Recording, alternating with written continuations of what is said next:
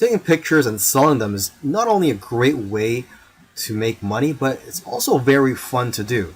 In this video series, I'm going to be talking about stock photography online. And so this is where you upload your photos to stock photography agencies and their websites, and then you would get paid a commission or royalty whenever somebody purchases your pictures from these websites. And stock photography is never going away and will always be in demand. Although I must warn you, it is harder to make money selling photos nowadays than it is before, say a few years ago, because of the competition. However, there are people who are making six figures per year with stock photography. And this video series was created to help you rise above your competition. Lastly, I just want to say that stock photography is a great learning experience, and you're going to become a much greater photographer because of it. It's also satisfying when you see companies using your work and knowing that your work has value. And like I said earlier, it's fun. Now here are some quick photo tips for you. Only high quality photos are going to be accepted into stock photo sites. So if you want to have high quality photos, you need a high quality gear. So I highly recommend that you use a DSLR camera, and a plain 50mm lens is just fine. Now you're going to want to try to take pictures that are difficult for regular people to take with their smartphones.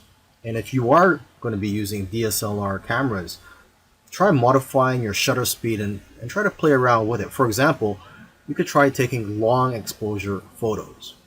Long exposure photos tend to sell more. When you're taking these pictures, make sure that there's a concept behind the photo. You have to try to capture photos with intention, and also try to make your photos socially relevant. Another important key is to make sure that your picture elicits some type of emotion or has some type of purpose, such as showing that it's the fall season. Now, photos that do well are in the niches related to food, health, beauty, fitness, money, and business. You also have to remember to leave some room for copy and text for the users to put on the photo. And you should know that photos are not going to be accepted if there are brands, names, or license plates in the background. And if you have models in your photos, they will have to sign a release form.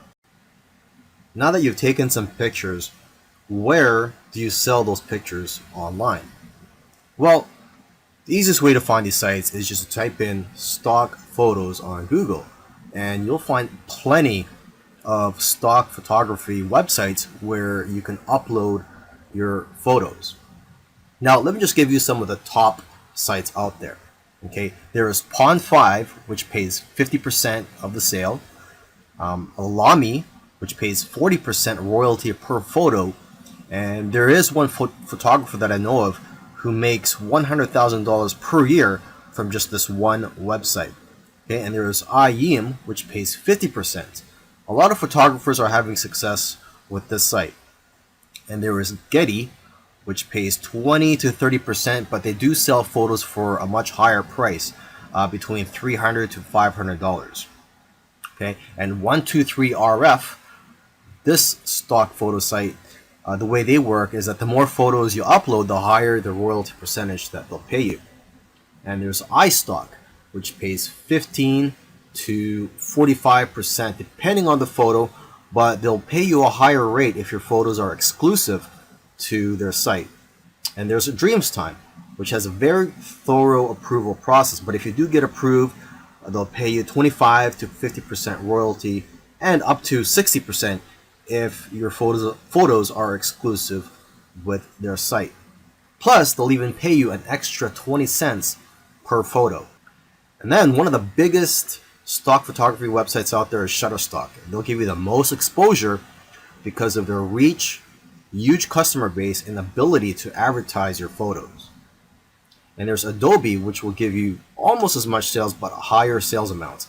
And Adobe stock is integrated into the Adobe software. There's iStock Getty Images, which can also get you a lot of sales. Now, what I usually do advise to photographers is to stay away from some of the larger stock agencies, such as Shutterstock, iStock, etc. because they're publicly held companies, and they're more interested in making their shareholders happy and not the individual contributors. They just don't have the incentive to help contributors grow and make more money. However, if you are a beginner, you may want to try out these larger stock agencies just to test out the waters and to gain experience at first. And then you could try out the smaller agencies such as Dreamstime, Stockfresh, etc. The advantage of working with these smaller agencies is that there's less competition for you as a contributor. But then again, everybody is different, so you have to figure out what works for you.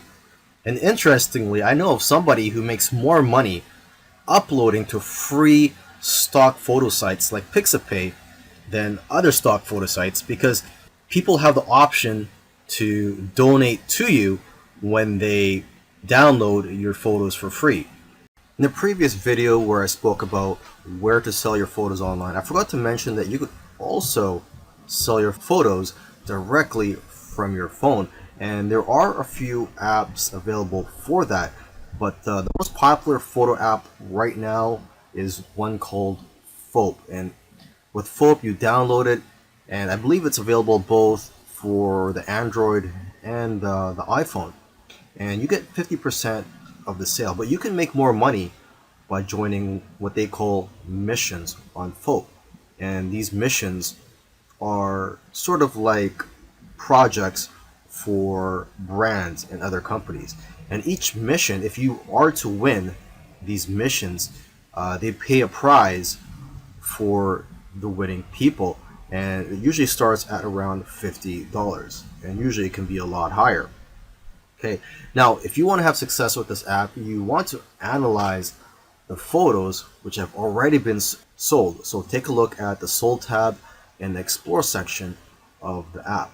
I also recommend that you analyze the profiles of people who have won missions or sold a lot of photos, as they usually have a lot of good photos which can give you ideas. And lastly, you could create profile on Phope and follow people. So you can follow other photographers and they could follow you, and you guys can share tips with each other and be more successful in the long run.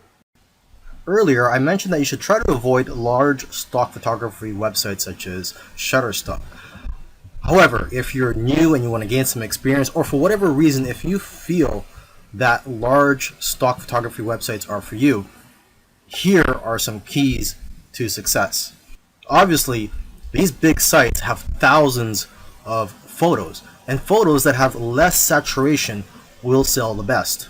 For example, pictures of cats, unless there's something unique about the picture, won't do as well as pictures of animals in the wild. Another example is pictures of iconic buildings such as the White House. These types of pictures won't do as well because there's already a lot of pictures of the White House out there. Now, however, if there's something unique such as an event or a protest happening around there, and you capture that on photo, then that picture will do a lot better. It's also important to use the right keywords. For example, if you're posting photos of flowers, you'll be more successful if you know the exact scientific name and the species of those flowers, and also the English name, where they're from, and other details. And from what I've seen, the best-selling images are the ones with themes such as Christmas, Halloween, Easter, etc. And new images usually sell better than old images, simply because old images tend to get buried in the search results.